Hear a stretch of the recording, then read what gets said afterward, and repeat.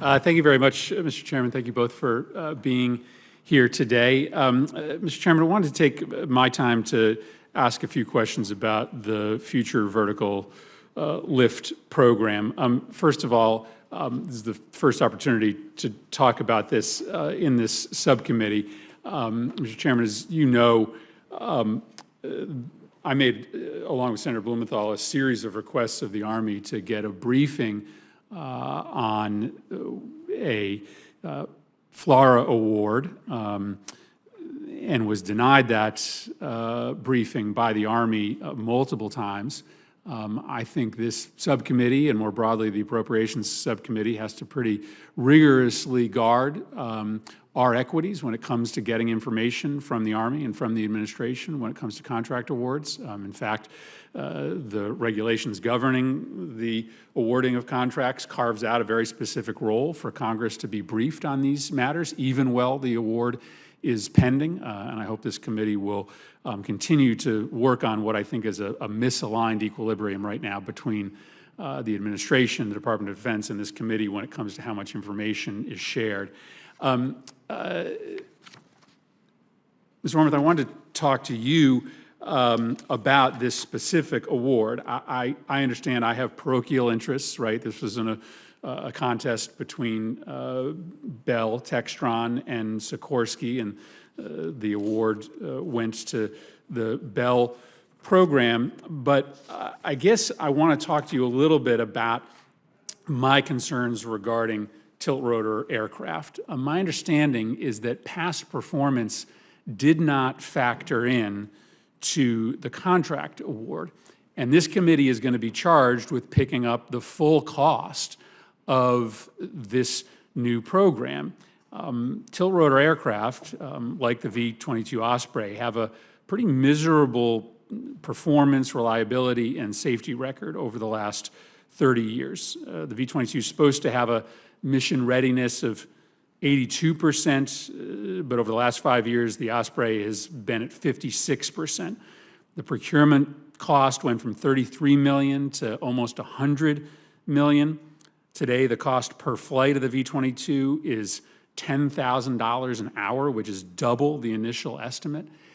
What was interesting about this particular contract award is that the bid that came in from Textron was twice the amount of the bid that came in from Sikorsky.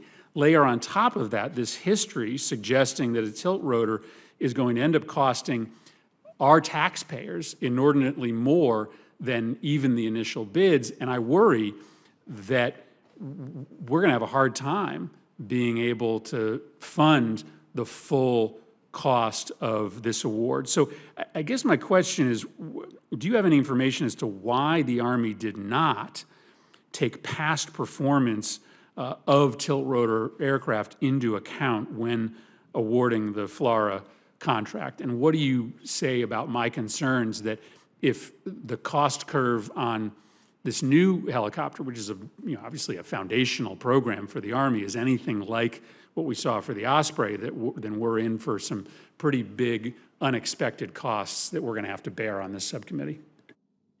Senator Murphy, first of all, I want to say, of course, I completely support and value the important oversight role of Congress in these matters. So we want to be good partners with you in terms of being transparent. And if you have not already, received a detailed briefing, now that the GAO has issued its decision, if you will, on the competition, I certainly will make sure that Mr. Doug Bush and their team get up to talk with you about that.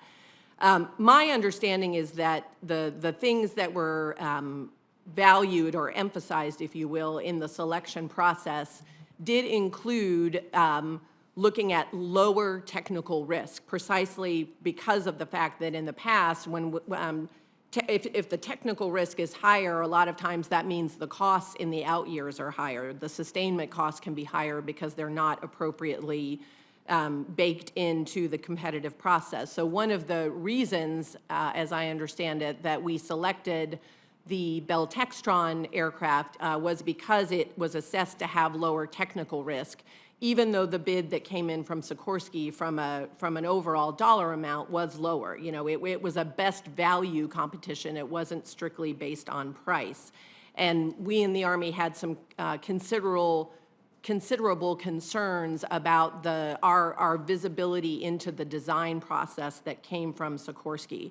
So I can get back to you in more detail in terms of how exactly we incorporated past performance of the Osprey into the calculations, but we absolutely emphasize the importance of having lower technical risk in the program. Mr. Chairman, I will just note that our subcommittee has a GAO report on this very specific question of whether risk is being properly calculated when awarding programs within the Future Vertical Lift Aircraft process. And what this GAO report comes to the conclusion is that right now, the Army is not properly identifying sort of long-term risk on these programs. And so look forward to being in a dialogue about some of the recommendations in this GAO report and getting a better holistic sense of how much this is going to cost the taxpayer in the long run. Thank you very much. Very quick.